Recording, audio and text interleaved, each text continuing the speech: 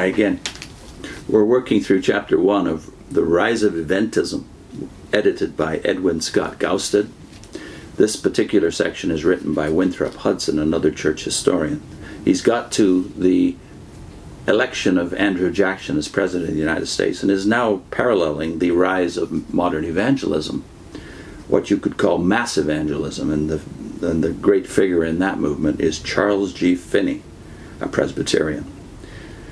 Although many others were involved and the tide itself had been gathering strength for a quarter of a century before Finney burst upon the scene, Finney was destined to be the chief symbol of the cresting tide of popular religion in the 1830s and 40s.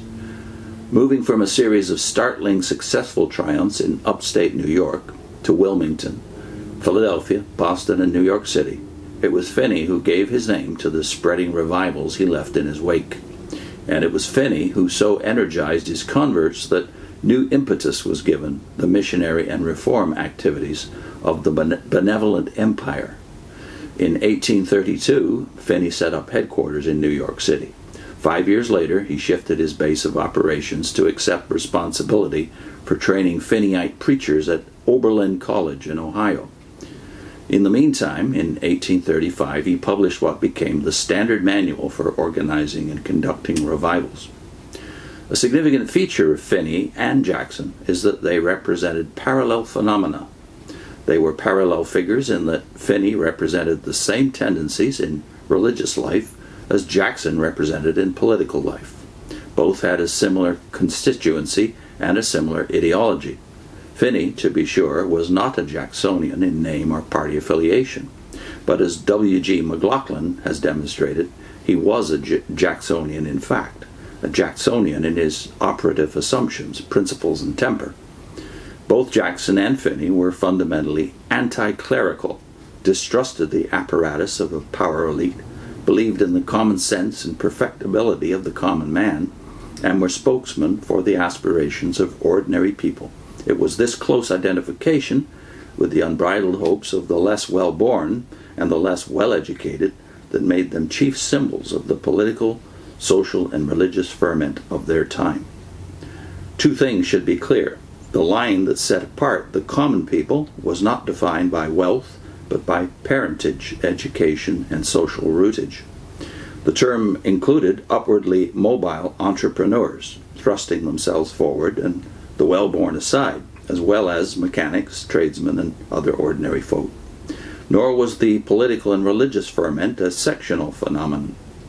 Jackson's election in 1828 has been depicted as the victory of the backwoodsmen of the West in national political life, and Finney's revivalist activity, which began to peak in the same year, likewise has been portrayed as an invasion of the East by the uninhibited revivalism of the West, the camp meeting revivalism of Kentucky, Tennessee, and the Ohio Valley. Neither description is entirely accurate. In both instances, the ferment was more national than sectional. Jackson rallied support throughout the land among people who, for one reason or another, felt aggrieved, and he fashioned his victory of 1828 with the electoral votes of New York, Pennsylvania, and the seaboard states of the South, as well as with electoral votes garnered beyond the mountains. His strength was greater in some areas than in others, but it was not sectional. It was rooted in a pervading discontent, born of hope, not despair, among common people everywhere. What was true of Jackson was also true of Finney. The enthusiastic religion associated with Finney was present in various parts of the country. While it was analogous in many respects to the emotionalism generated by the great Kentucky revival, Finneyite revivalism itself was indigenous to the East and not imported from the West. It had its antecedents in the waves of religious excitement which repeatedly swept hill country New England in the decades bridging the turn of the 18th to 19th century. In the Berkshires of Connecticut and Massachusetts, and in the Green Mountains of Vermont, the enthusiasm of colonial awakenings had not been spent. Here, to an unusual degree, millennial expectations were endemic, and here a wide variety of religious nonconformists, eccentrics, and self-proclaimed prophets equipped with supernatural gifts were to be found. And it was from this area of religious fervor that Westering sons and daughters supplied much of the population of upstate New York. The ferment of the restless 30s and 40s, as has been noted, was related to a pervasive egalitarianism and an ebullient optimism. Whether this egalitarian optimism of popular democracy and popular religion had its initial rootage in political ideas or religious enthusiasm is beside the point. They reinforced each other and created a common climate of opinion. In Finney and other Methodistic type revivalists, popular religion was blended with Jacksonian aspirations, the aspirations and hopes of common people. Still, the religious ferment was by no means a mere aspect of the general ferment, nor was the religious ferment limited in expression to revivals and the Reform Crusades and the revivals engendered. Divisions occurred in established denominations. Presbyterians and Baptists were both divided into old school and new school churches.